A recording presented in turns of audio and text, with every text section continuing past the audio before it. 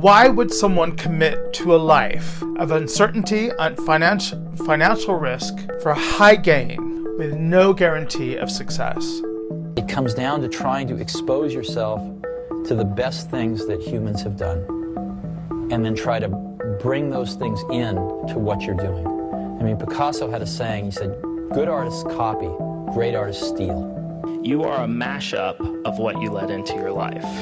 So what I decided to do was decided to take all these artists that came before me and build a kind of family tree, a creative lineage that I could draw from. Why does the art community's art suck so bad? So much. It flames on the side of my face. Imitation is not flattery. How do I combat my creativity when I have all these things going? Find an artistic community outside. Do not copy what the art community does. Steal. Steal big.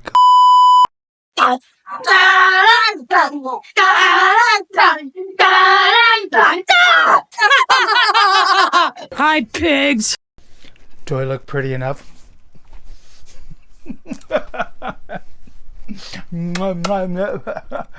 Hello everyone, welcome to my channel.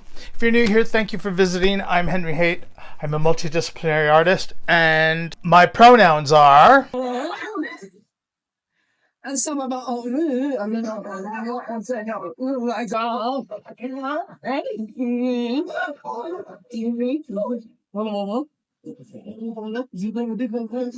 and Let's have some action. Let's have some asses wiggling. I want some perfection.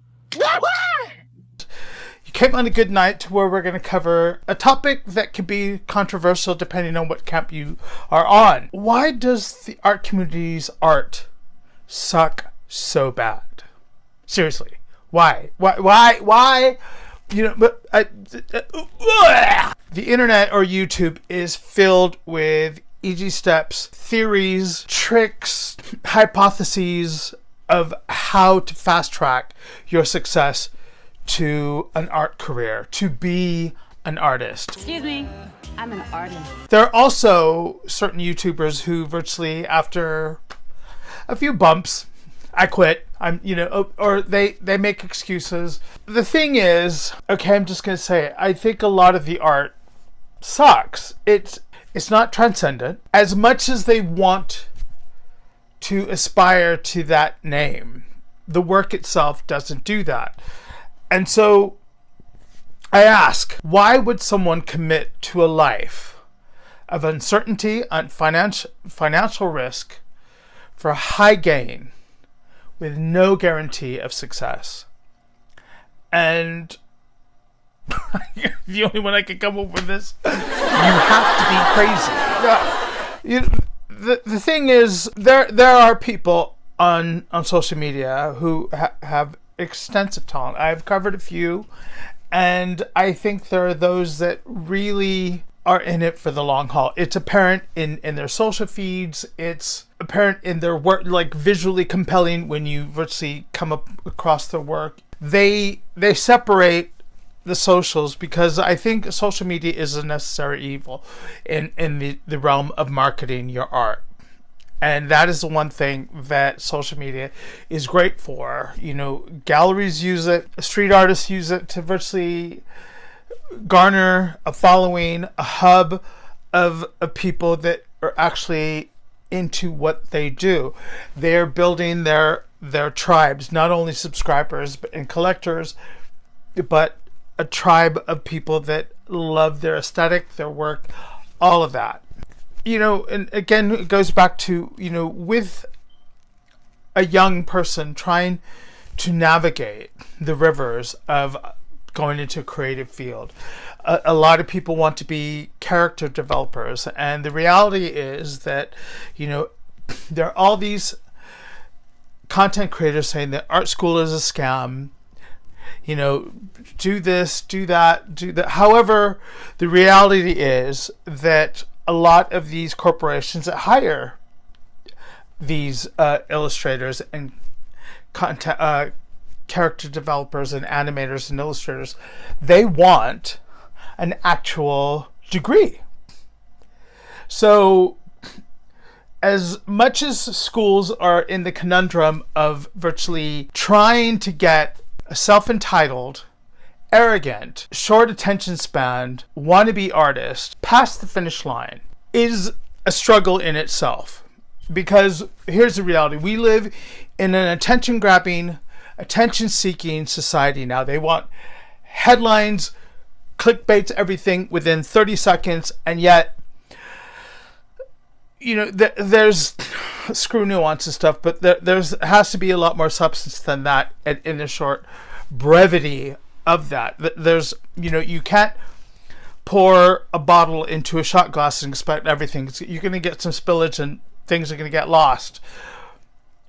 My advice to people starting out, you have to look at your art career as a thoroughbred horse. You are that thoroughbred horse. Just because you won one race, let me say that again. Just because you won one race doesn't mean you've truly gone past the finish line.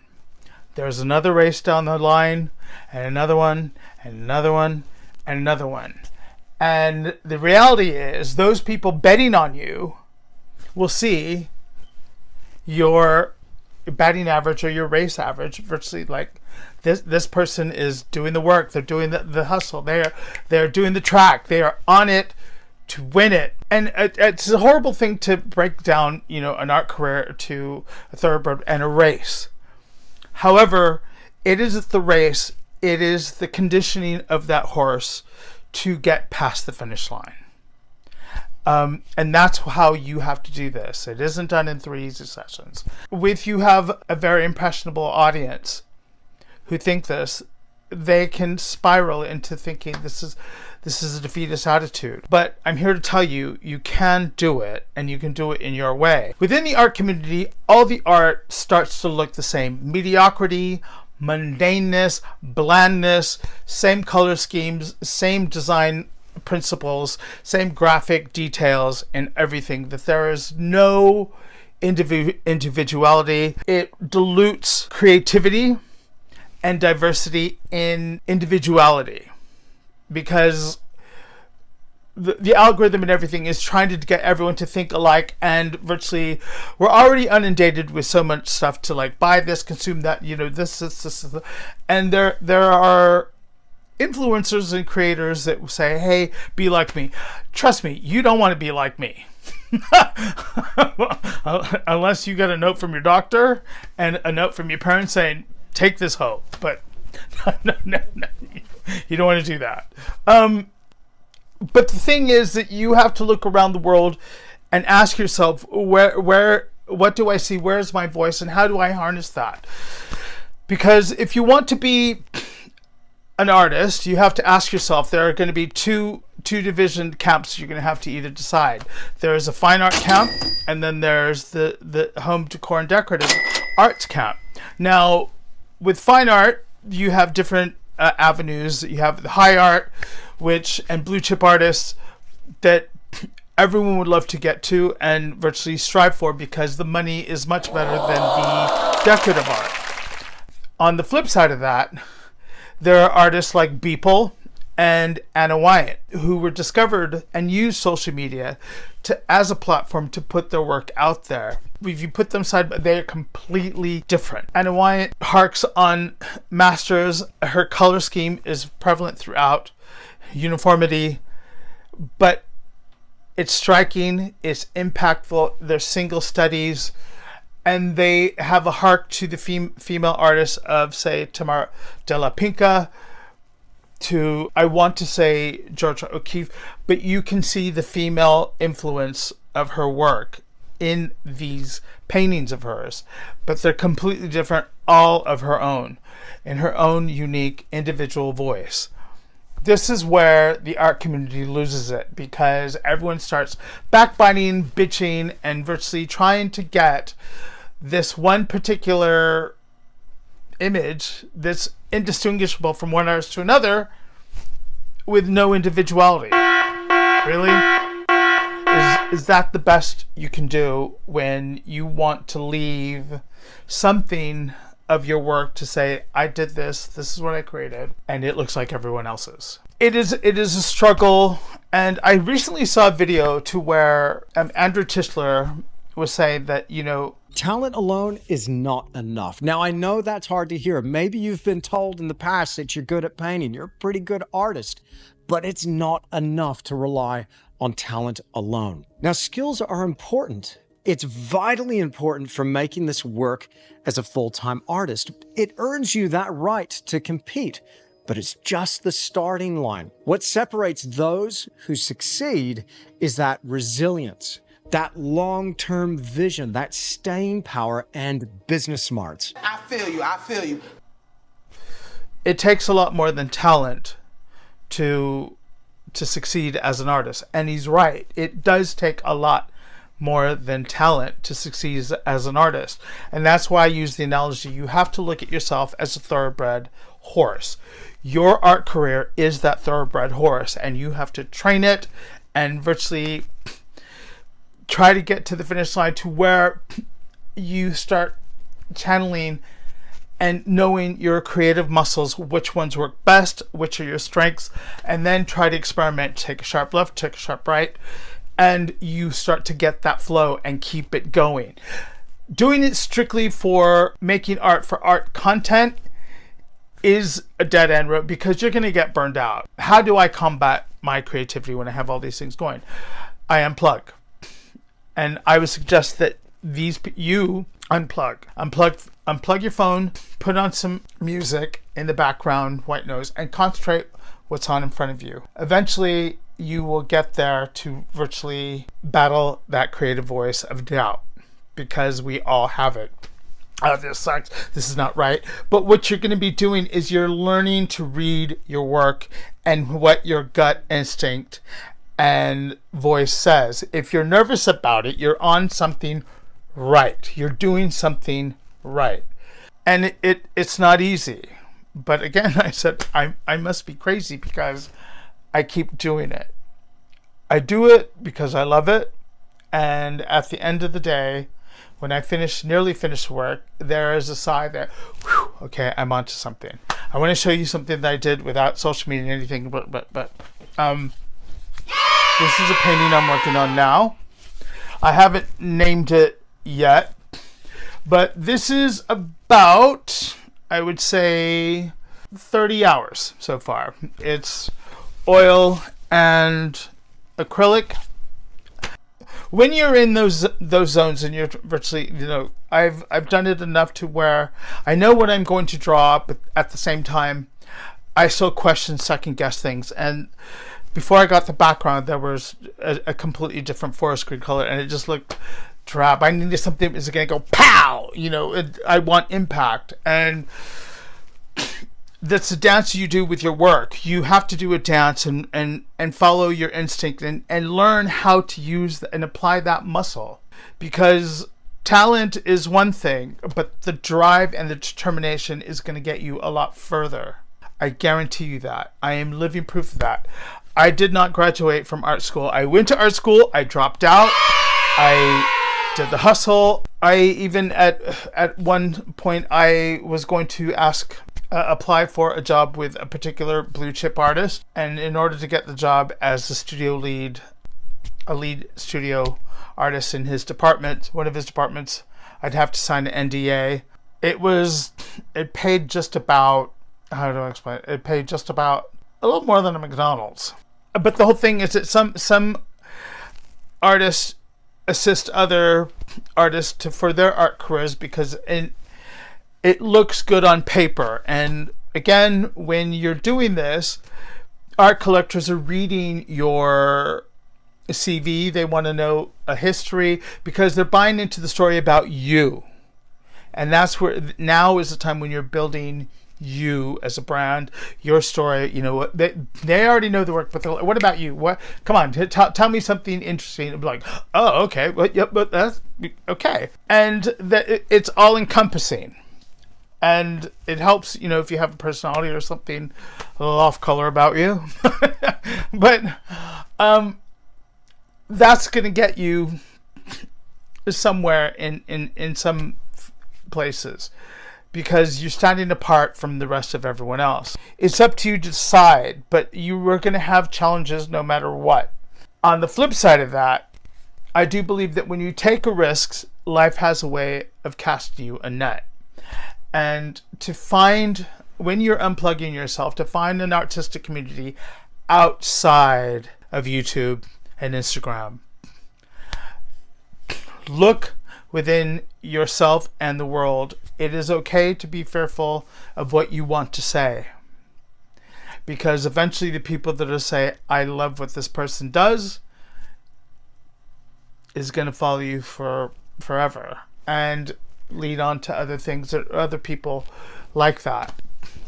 You know, you are not alone. But I do think that you should follow your instinct, go against the grain, learn the master principles, and break the rules. Okay, this book, I think everyone should get this book. It is by Austin Kleon. You are a mashup of what you let into your life. So what I decided to do was decided to take all these artists that came before me and build a kind of family tree, a creative lineage that I could draw from. And then I would add those to the artists that I already admired and appreciated, and steal everything from them that I possibly could. Okay, I'm on the chapter of imitation is not flattery. Now, he goes into good theft, bad theft. And good theft, honor, study, steal from many, credit, transform, remix.